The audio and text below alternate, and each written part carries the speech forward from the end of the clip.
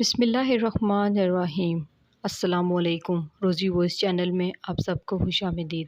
آج میں آپ کے لیے ایک بہت ہی اچھی اور دلچسپ کہانی لے کر آئی ہوں۔ کہانی شروع کرنے سے پہلے آپ سب سے گزارش ہے کہ آپ نے اگر ابھی تک میرے چینل کو سبسکرائب نہیں کیا تو میرے چینل کو سبسکرائب کیجیے، ساتھ جو بیل آئیکن ہے اس کو بھی کلک کیجیے تاکہ ہر نئی آنے والی ویڈیو آپ تک آسانی سے پہنچ سکے۔ میں جو ہی 14 برس کی ہوئی میری امی میرے لیے ٹوپی والا برقع لے آئی اور بولی، بیٹی آج سے تم نے گھر میں بھی یہ برقع پہن کر پھرنا ہے۔ میں لا ابالی سی بچی تھی، اس لیے امی سے جھگڑ پڑی اور بولی، امی آپ تو خود سر پر دوپٹہ لے کر ہی باہر گلی میں جاتی ہیں، کبھی چادر یا برقع نہیں ہو رہا تو میں کیوں آپ کی بات مانوں؟ امی کی ایک دم سے آنکھیں بھیگ گئی اور وہ بولی، سمینا تجھے تمہاری ماں کی قسم ہے۔ میں چپ کر گئی۔ امی کی آنسو دیکھ کر برقع پہن لیا، لیکن گرمی اتنی لگی۔ میں نے امی سے گلہ کیا تو انہوں نے مجھے بلا پھسلا کر برقع پہننے پر مجبور کر دیا۔ ابو رات گئے گھر آئے تو بولے، سمینا ادھر آؤ میرے پاس، میں تمہارے لیے گرما گرم جلیبی لایا ہوں۔ میں جلدی سے اٹھ کر باہر جانے لگی تو امی کی آواز آئی، فرحان سمینا سو گئی ہے۔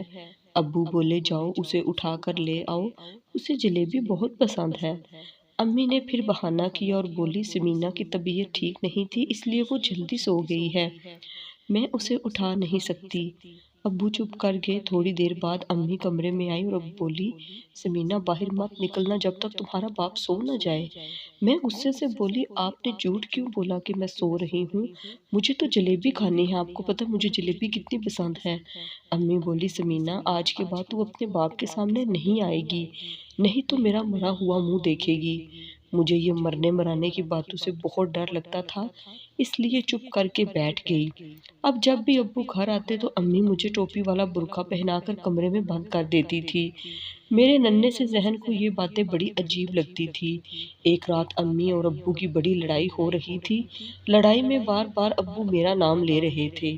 میں کمرے میں لیٹی خوف سے تھر تھر کانپ رہی تھی۔ میں نے بچپن سے ہی بہت سختیاں دیکھی تھی۔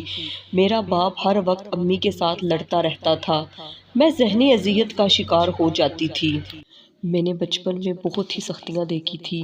میرا باپ ہر وقت امی کے ساتھ لڑتا رہتا تھا، اس وجہ سے میں بہت پریشان رہتی تھی، میں ذہنی اذیت کا شکار ہو جاتی تھی۔ صبح ہوئی تو امی بولی، سمینا میں تمہیں تمہاری خالہ کے گھر چھوڑ آؤں گی، تم خالہ کے گھر رہ لو گی نا؟ میں نے جلدی سے اسبات میں سر ہلا دیا اور بولی، امی مجھے تو خالہ کا گھر شروع سے ہی بہت پسند ہے۔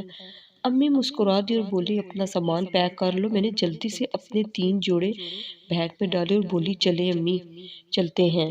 ابھی ہم باہر ہی نکلنے لگے تھے کہ ابو گھر آ گئے، مگر آج وہ تنہا نہیں تھے، ان کے ساتھ 2 مرد اور ایک مولوی بھی تھا۔ ابو بولے، سمینا کی ماں بیٹی کے سر پر لال دوپٹہ ڈال دو، میں اس کی شادی اپنے دوست سے کرنے لگا ہوں۔ میں نے ابو کے پہلو میں کھڑے ان کے دوست کو دیکھا تو خوف سے تھر تھر کانپنے لگی تھی، وہ تو ابو سے بھی چند برس بڑا ہی تھا۔ امی غصے سے بولی، فرحان اگر تمہیں اپنی عزت پیاری ہے تو چپ کر کے اپنے دوست کو یہاں سے لے جاؤ، نہیں تو محلے والوں کو اکٹھا کر لوں گی۔ ابو نے آگے بڑھ کر امی کے منہ پر تھپڑ دے مارا اور بولے، میرے آگے زبان چلاتی ہے کمبخت عورت، مولوی صاحب آپ نکاح پڑھانا شروع کریں۔ امی نے ابو کو دھکا دیا اور میرا ہاتھ پکڑ کر مجھے کمرے میں لے گئی اور اندر سے کنڈی لگا لی۔ پھر انہوں نے جلدی سے اپنا موبائل اٹھایا اور پولیس کو فون کر کے بلایا۔ میں بے تحاشا خوفزدہ تھی اور رونے لگی۔ میں بولی، کیا بات ہے امی، یہ سب کیا ہو رہا ہے؟ امی نے مجھے گلے لگایا اور بولی، بیٹی تمہیں یاد ہوگا نا کہ تمہارا باپ ساری زندگی مجھ سے لڑتا رہا ہے۔